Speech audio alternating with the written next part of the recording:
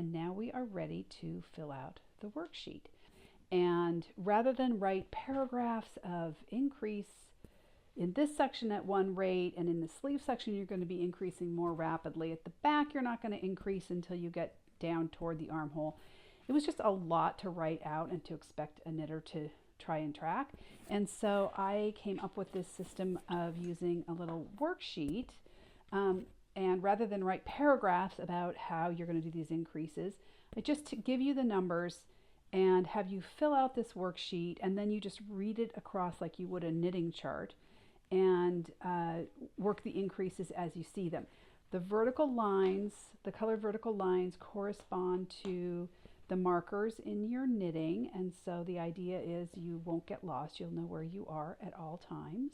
And if you don't print out patterns, rather than just print out this worksheet comes with the pattern, we do have these worksheet journals. So there are 24 blank worksheets in a little booklet, and you should be able to get this at your local yarn shop. Worst case, you can get it online at Cocoknits. The nice thing about this is that it keeps every single, all your sweaters, and so it's nice if you reknit something, you don't have to fill out the worksheet again. It's right there for you. So this is an option too, especially if you don't print out your patterns. The other thing you're going to need is a pencil. We have these little recycled craft paper pencils. I made sure they have a good eraser. They come 3 in a kit and in a pack, and it comes with the sharpener even. And I mention this because we love to support local yarn shops, and sometimes you go into a yarn shop and you really don't need more yarn, which I know, hard to believe. But that's why it's kind of nice to have there's some other things that maybe you can purchase to support your local yarn shop. If you have a pencil, that's fine, just saying. We do have some little things like that, like even the clips. Yes, you can use whatever kind of clip, hair clip, whatever you want, but it is nice to sometimes to just make one stop. If you just go to your LYS and get everything you need, then you don't have to also stop off at the dollar store or Target or whatever, and you have supported a small independently owned business. So there's my little support your local yarn shop spiel. If you are traveling and you do not want to carry any paper with you, and you've got your pattern on your phone or your tablet, if you just quickly sort of pre-fill out your worksheet, this one is for a Mabel that I did a while ago, but if you fill out your worksheet, what I do is I fill it out with my pencil because it's easier for me to make any adjustments I need to, any notes to self, whatever, and then I just snap a photo of it with my phone, and that way I've got it with me in digital form, and I don't have to take the worksheet with me when I travel. You can also do a PDF and mark up a PDF if you want, but I find it easier to just fill it out with a pencil, snap a photo of it, and you can even PDF the photo, and then you've got it with you. So we're going to start with the sleeve section. We're going to increase on each edge of the sleeves every right side row so many times. For me, it's 8.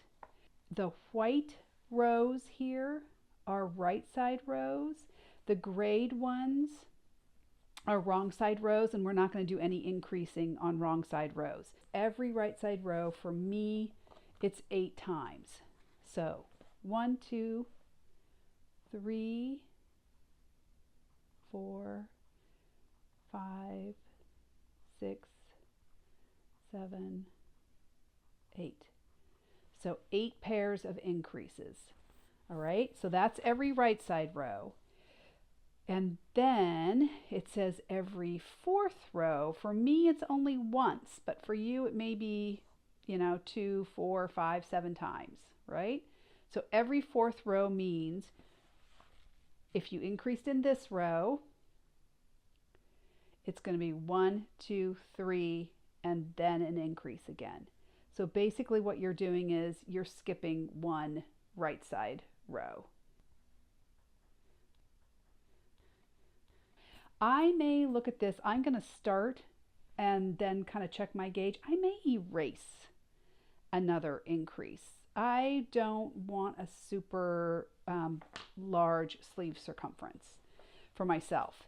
And this is where you can do it without really doing any math. You can just sort of say, you know what, I'm gonna just erase a couple here because I don't want a super big sleeve circumference. When you start with 14 and you add all of your increases, that will give you your ending stitch count. I am supposed to wind up with, for my size, I should have 48 stitches, but I erased 2. So that means I'm going to wind up with 46. All right, so that is the worksheet filled out.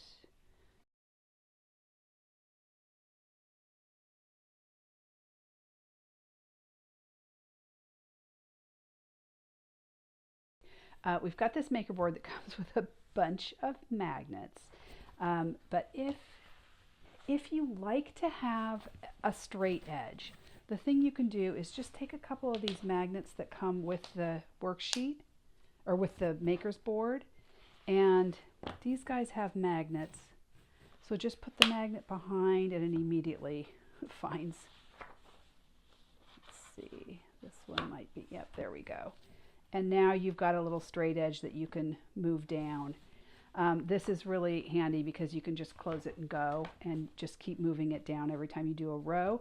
If you also like to use a row counter, the new little maker's clips, this will clip through a lot of pages. It clips all the way through all of those. The row counter sticks to that. You can put your pencil into it.